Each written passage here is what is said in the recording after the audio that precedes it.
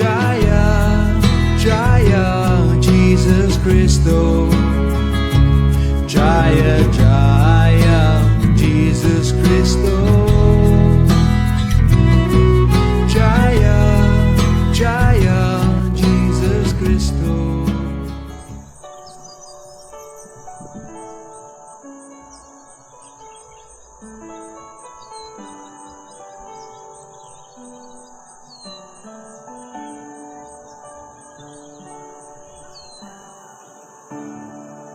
Jesus Christ.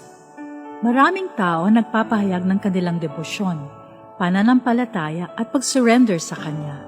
Subalit, sino nga ba si Jesus Christ? At sino ang tunay na Kristiyano? Ano ang kahulugan ng pag-surrender sa Kanya? At ano ang tunay na Kristyanismo? Ang kasagutan sa mga katanungang ito ay matatagpuan sa mensahe ni Jesus Christ. At ngayon, ang tunay na mensahe ni Jesus Christ ay ihahayag sa atin ng ating kaibigan na si Gabay Hari Criado. Ang salitang Hari ay isang banal na pangalan or holy name ng Diyos Ama na may kahulugan na siya ang nag-aalis ng mga impediments or difficulties sa paglapit natin sa Kanya. At ang kahulugan ng salitang Criado ay tagapagsilbi o servant. Kaya ang ibig sabihin ng Hari Criado ay tagapagsilbi ni Panginoong Hari. Ngayon ay pakinggan natin si Gabay Hari Criado sa ating programang Gabay Hari. Gabay Hari Criado. May mga katanungan po ulit kami ni Rading. Ang sa akin po ay, meron pong mga conservative na pananaw, lalo na po noong nakaraang panahon. Ang mga elderlies po ay negative po ang pagtingin nila sa mga nagpa-party. Sa isang tao na gustong maging totoong Christian, hindi po ba masama sumali sa mga party at lalo na po yung mga may sayawan at kantahan? Merong basihan na sasabihin ng mga elderlies na masama yan. Hindi ka pwedeng mag-attend ng ganyang klaseng party dahil ang buhay na nakasentro sa sense enjoyment, it increases a person's ignorance.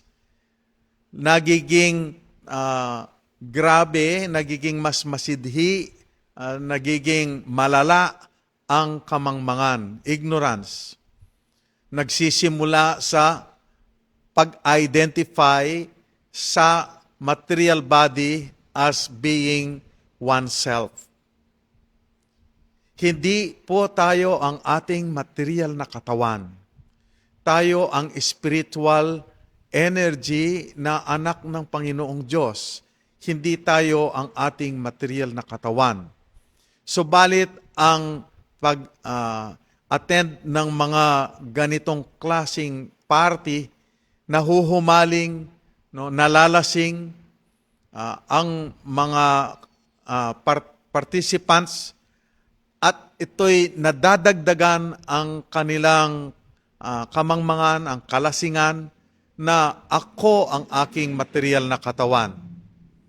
At nagiging konbinsido sila na ang goal ng buhay ay yung tinatawag pong hedonism o ang buhay na makakakita ka ng happiness sa pamamagitan ng sensual na engagement, mga activities, mga gawain na bibigyan ng pleasure ang mga senses ng ating katawan.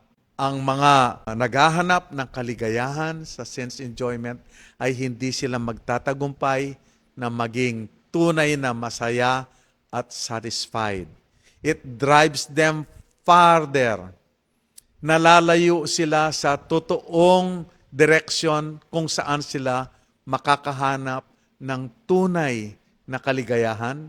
Inililihis nila ang ating atensyon sa importanteng opportunity na meron ang bawat isa sa atin at ito yung pagsisilbi sa Panginoong Diyos na magbibigay sa atin ng happiness. Nalilihis ang ating atensyon at kapag ang tao ay nabubuhay ng walang pag-alaala, walang pakialam kung ang gagawin niya ay sinful o hindi, magkakaroon siya ng malungkot na pamumuhay.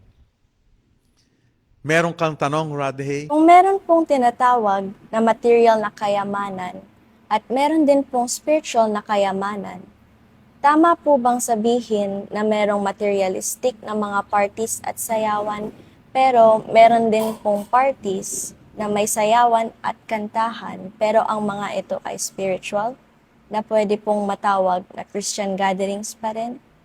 Maraming misconceptions kung ano ang buhay ng mga sumusunod kay Lord Jesus Christ.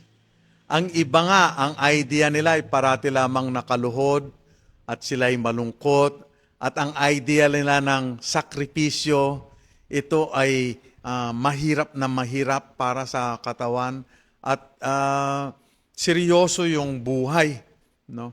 Hindi naman necessarily na kapag naging follower ka ni Lord Jesus Christ, ay bawal ka nang magsaya. In fact, Jesus Christ and all the devotees of the Lord ay gustong-gusto nila tayong maging totoong masaya sa buhay. No? Hindi naman yung malungkot yung spiritual life. Hindi. Ang malungkot ang paghahanap ng happiness dito sa material world. Ang iniisip ng mga tao na happiness dito sa material world ay ilusyon lang po lamang. Ang totoong galak, ang totoong happiness ay yung pagsisilbi, nakakaranas ng happiness sa pagsisilbi sa Panginoong Diyos along with the other devotees of the Lord. Meron pong napakagandang verse, ipabasa natin kay Eva, na ito'y magbibigay sa atin ng guidance, kapaliwanagan kung papaano yung buhay ng isang devotee. Book Psalms chapter 30 verse 11. You have turned for me my mourning into dancing. You have loosed my sackcloth and clothed me with gladness. Ang mga tao ay nagbibihis at kung minsan ang kanilang motivation para magbihis hindi dahil ito ay kailangan ng kanilang katawan. Kung minsan sila ay nagdadamit para ipakita sa ibang tao. So ngayon, dito sa verse na ito ay ipinakita na yung dating ipinagmamalaki na magandang damit, no, yung mamahaling damit, kasama na yung mga jewelries. Kapag tayo ay totoong naging devotee ng Panginoon Diyos, ay sa tingin ng devotee ay hindi ito ang totoong mahalaga para sa Kanya. At sinabi nga dito sa napakagandang verse na ito, ay tinanggal mo ang aking gutay-gutay, no? Yung parang sako na lamang na lumang-lumang damit, parang walang halaga. Subalit ako ay dinamitan mo ng galak, ng happiness, ng kaligayahan. No? So, ang happiness sa pagsisilbi sa Diyos, yun yung mahalagang nakabalot sa akin. Yun ang happiness ng pag-awit ng mga pangalan ng Diyos, ang pag-broadcast sa mga qualities ng Panginoong Diyos. Dito nakakahanap ng totoong happiness ang devotee ng Panginoon. Meron pa pong isang napakagandang verse sa Book of Psalms. Ipakibasa mo nga, Jen. Sa Book of Psalms, chapter 149, verse 3, let them praise His name in the dance. Let them sing praises unto Him with the timbrel and harp. Ang mga devotee ng Panginoong Diyos, kung minsan sila ay nagsasayaw, singing the holy names of God. Sometimes they are laughing, and sometimes they may shed tears out of that joy, happiness in praising God, clapping their hands, jumping up and down, no, sa kanilang gathering, sa kanilang pag-awit ng mga banal na pangalan, ng mga katangian, ng kabaitan, sa mercy ng Panginoong Diyos at doon sa pag-asa na naibigay sa kanila dahil sa kanilang determinasyon na ibinigay sa mga grasya, mga blessings na ibinigay ng Diyos. They dance in jubilation. They are so happy living real life. At ang mga party ng mga devotee ng Panginoong Diyos, tinatawag ding Sankirtan Party, ito ay nagbibigay ng totoong kaligayahan sa buhay at para rin silang nalalasing, subalit ang kanilang kalasingan na nagdudulot ito ng parang hindi na nila iniinda ang mga troubles na ibinibigay, yung mahirap mabuhay dito sa material world, ay hindi na nila ito iniinda at hindi kayang takpan ng suffering dito sa material world ang kaligayahan, ang happiness na nararanasan nila, especially kapag sila ay sumasali sa party kasama yung mga nagsisilbi sa Panginoon Diyos. Meron silang iisang kaligayahan at tayong lahat ay servants ng Panginoong Diyos. At sila ay nalalasing, subalit ang kanilang kalasingan, sila ay, they get drunk but with expanding consciousness. Sila ay nalalasing, subalit hindi sila nababaliw, na nakakalimutan ng kanilang tunay na katauhan.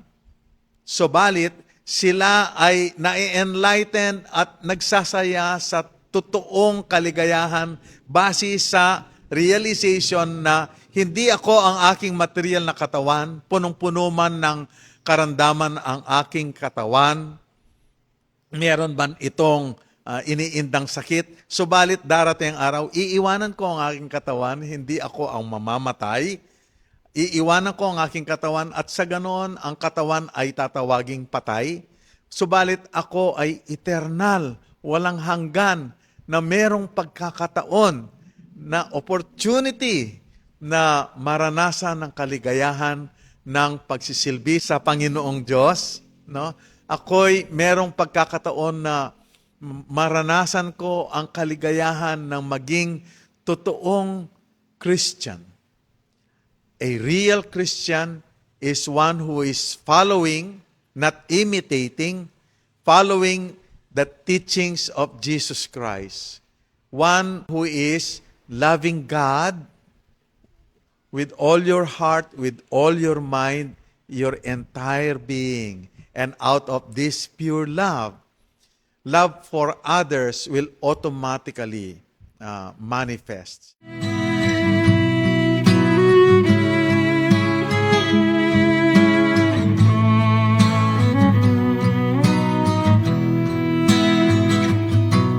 Jaya, Jaya, Jesus Christo.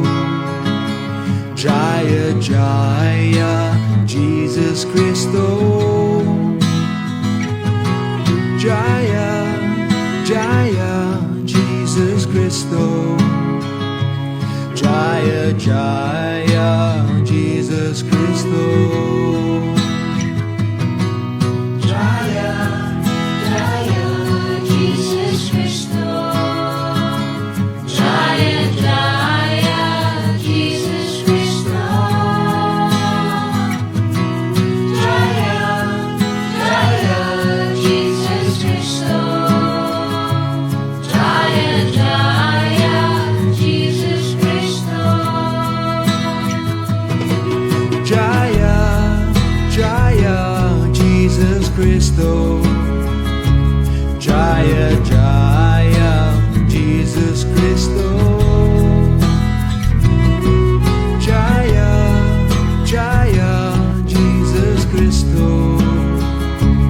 Jaya, Jaya, Jesus Christo. Jaya, Jaya, Jesus Christo. Jaya, Jaya, Jesus Christo. Jaya, Jaya, Jesus Christo. Jaya, Jaya, Jesus Christo.